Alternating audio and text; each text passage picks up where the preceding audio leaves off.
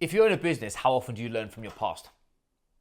And actually, if we're being super candid, is that actually important? Why do I say that? I think it's especially important for those who are professional in their process to actually review what they've done and where they're going. But the association that you should have known is usually the bottleneck. But what I thought inside this video, I would give you 10 pieces of the puzzle that I found inside of my performance with that I wish that I knew when I was 20. That have massively dictated a whole new level of performance across my mind, body, and my business to where I am right now. The first one is actually understanding my emotions better.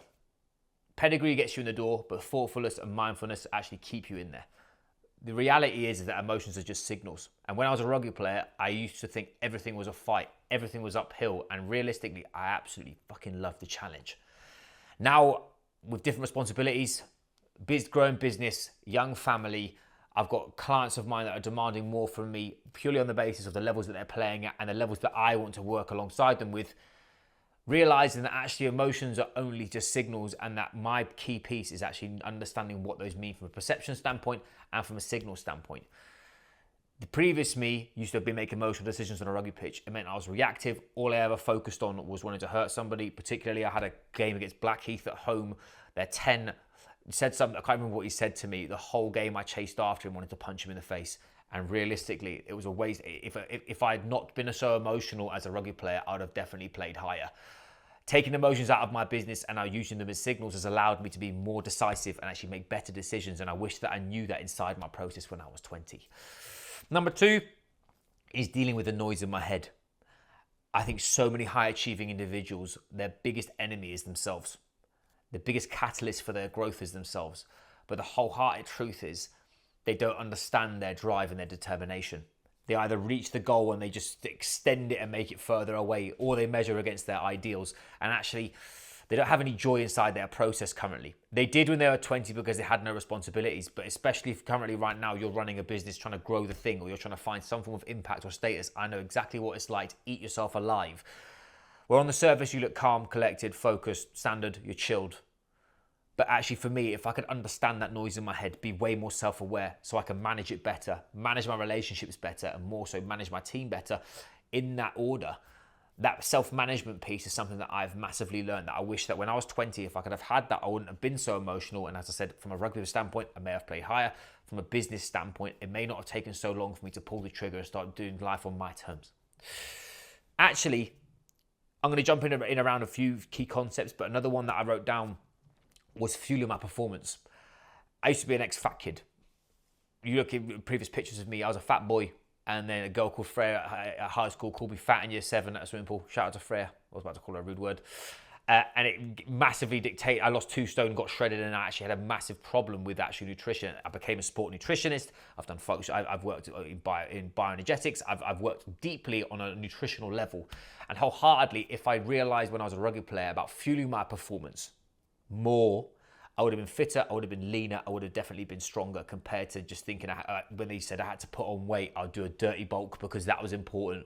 Or when I tried to get in shape before, I pulled all carbohydrate out because carbohydrates were bad, and then I didn't understand why I had no energy. I was fucked, my testosterone was through the floor, I had no libido, my mood was down, and actually I looked like a melted wheelie bin. Where the best shape of my life, I'll shout out Shane O'Leary, he got me in the most shredded I've ever been and the healthiest I've ever been. Understanding the mechanics around fueling my performance and what it was. You earn the right to earn different types of foods. You earn the right to use them for a performance piece of their leverage, but your health comes first. And most people that I know, they associate binge and purge with their nutrition protocol, where actually understanding the amount you need to fuel your ambition literally needs to go in your mouth. And that's what I would have looked on. Number 4 is strength is the base of absolutely everything. But I wish I understood and I lent way more towards intent with my training. I love strength training. I think that nothing can break you if you just get stronger. But as an athlete, if I wanted to be fit, fast and powerful, I didn't train power enough, I didn't do speed enough, and I didn't work on the faster side of that spectrum. I just thought loading up more weight, I'd break more weight. It doesn't work that way. Actually, I mentioned before in a previous video about one of my old friends and coaches, Jonas Tudu, who worked with GB sprinting athletes, once told me around actually how much do you single leg snatch? And I looked at him like he was on drugs.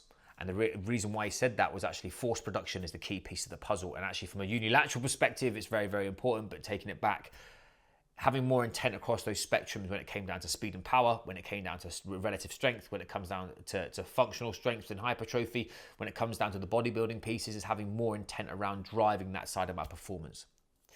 Next to one I wrote down is happiness isn't a destination, it's a direction. Jimmy Carr said that it's not pursuit of happiness, it's happiness in the pursuit. I think for a long time inside of my process, I've always thought that the next thing was going to make me happy. And it actually took till last year of going to, I said to Rach at the beginning of 2025, we're going to go to Canada as a family with our boy was 18 months, less than 18 months, and I'm going to walk mountains with my kid. I did 2 weeks, no work, focused on where my feet were. Everything got better. Emotionally, spiritually, vocationally, familially. I had the best year of my professional career last year from a financial and impact standpoint. We had a rebrand. I was locked in. My point being that happiness is in my direction, and it happens on a daily basis. It's moments. It's not around being happy all the time. I want challenge. I want problems. I want to fucking solve massive things that can create huge impact and give me more status as a professional and as an athlete. Whatever. My point. It used to be happiness has to happen tomorrow. Where right now, with direction, I can find joy in what I'm doing, even though other people look at me like I'm working too hard. I fucking love it. That's the name of the game for me. The next one I have is stop expecting other people to understand. If you're wired like me, you're a high achiever, you want to push your limits across your mind, body, and your business, you want to live, lead, and perform at your best, all these other cool words, you projecting your needs onto other people's expectations is the reason why you struggle to actually have them in your company, or you find that there's a big void in that connection with them. I learned this when I was in Singapore, where I went from working in S&C coaching for private schools and working in a physio practice with a plethora of customers who were from general population to high level owning factories and professionals, to moving to Singapore, where I worked in the CBD, where all my customers were aliens in relation to what businesses they were selling, building, delivering, heading up banks, all this other amazing levels of performance when it comes down to the elite level. And I asked them actually, how do they work alongside people that just never seen it before? And they say they don't try to show them that. It's their choice if they want to learn there's a different way of living. Instead of me having my expectations on somebody else, it's actually reverting back to the other way. If you're a high achiever, the reason why you feel like an alien is because you're making yourself an alien, instead of coming down to somebody else's level. If they want to come up to your level, that's raising the standard. Yeah, cool. Then that's showing them there's another way of living. But that should never be your expectation. And that's something that I wish that I'd learned when I was a professional athlete, or when I was trying to play pro. I always got on sometimes I listened too much to other people because I wanted to fill that void and to be a nice guy. Or when I was doing processes that weren't normal, when I was growing my business, especially in Singapore, and I'd come home, some people just didn't get it. And it used to frustrate me instead of just it being part of the game. Another one that I have, and one I think if you run a business, run a team, and you are wired like me, is you need to shut the fuck up and listen rather than talk too much. If you are a leader or a coach, in my opinion, they're the same thing. You're a CEO making high level decisions, and your people are coming into you with problems. Your compulsion to be able to deal with that problem at that time is the reason why you've got friction inside of your business and inside of your process. Where elite level leadership, elite level coaching, elite level performance is found in understanding the detail, understanding the perception, and listening to what someone's actually saying and what's behind what they're saying, compared to you just dictating what they're saying in front of you and manipulating it so it makes you feel better. I have learned this over years. I worked alongside Jay Headley. If you guys will be following along, one of my coaches who changed my life around NLP and understanding mental skills. The difference that makes the difference for you, your process, and how you're going to go from a good leader to an elite level CEO who is cooking on gas, who is direct, has quick decision making, is resilient, and actually can recultivate energy, is by you shutting your mouth and opening your ears and listening to people and actually understanding where they're coming from more, because that's how you find elite level problem solving. It actually snowballs into the next one, which is actually stop being compulsive the need to be involved in everything, the need to just do the thing, the need to get there, the need. The word the need is the problem because you're a slave to it. I want means I have choice.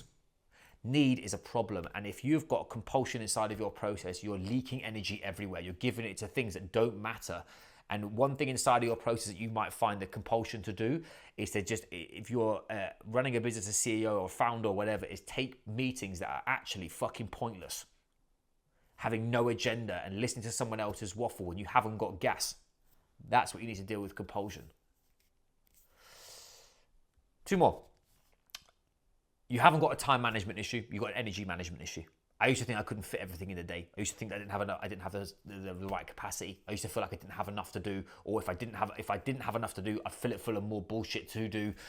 Whereas actually, wholeheartedly, realistically, the key piece of being more productive and being more effective is actually your energy management. How do you set yourself up to win on a daily, weekly, monthly, and yearly basis?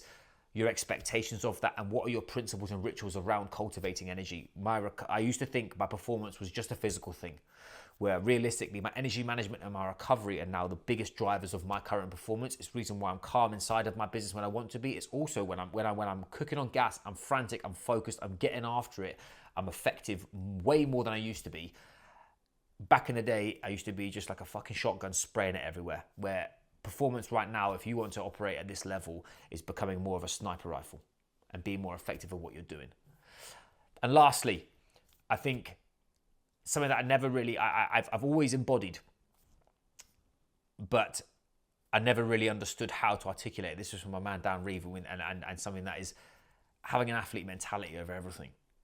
I think when it comes down to when you're trying to perform across the board, mind, body, business, relationships, spirituality in your mission, how you're making money, how you're having impact on other people, whatever it is, if you take that, what would an athlete do? What's an athlete's mindset here? You'll make the right decision. If you're letting your training slip because you're trying to service other people, I've been in all these categories, by the way. You know that you're busy, you give all your energy to somebody else, you don't train properly. You reactively eat because you just need to fuel yourself rather than thinking about what you're fucking doing and having a process, having no boundaries around your current scenario because actually everybody else matters more than you. Whereas if you think about an athlete thinks about themselves first to help the team. That there was something that I used to embody that as a rugby player. But when I stopped being a professional and semi-pro athlete and I went to just being a business owner and I wasn't a husband then, I was just a boyfriend with the lady, I didn't articulate that enough to myself to recognize that the levels of the game I was trying to play at, I needed to make and stop being reactive to be more focused as what would an athlete do. And that's something that I'll take. But those are 10 pieces of the puzzle that I found that I wish that I knew. I mean, I'm 36 right now. I look 46, but I'm not long paper round. If I was going back till I was 20, between 20 and 26, that would be a game changer for me. I hope you can take them, run with it, utilize it. And some people who'll be watching this, you are currently older than me. You should still have the same thing should apply. You should not treat yourself like a 20-year-old. Treat yourself at your age. But there are principles inside of your process that you've learned over your journey that you may not have embodied, you may not have acknowledged, or you may not have taken and built strategies and systems around that will actually give you the keys to your car back with your mind, body, and your business to allow you to have impact, freedom, and revenue that you're desiring for, whilst having energy, being more resilient, and actually being focused. I appreciate you taking time to watch this. If you're struggling with any of the above or some stuff has resonated, I really appreciate comments, likes, shares, or discussions around it, because I think that's the name of the game for this platform. And I'll catch you guys soon.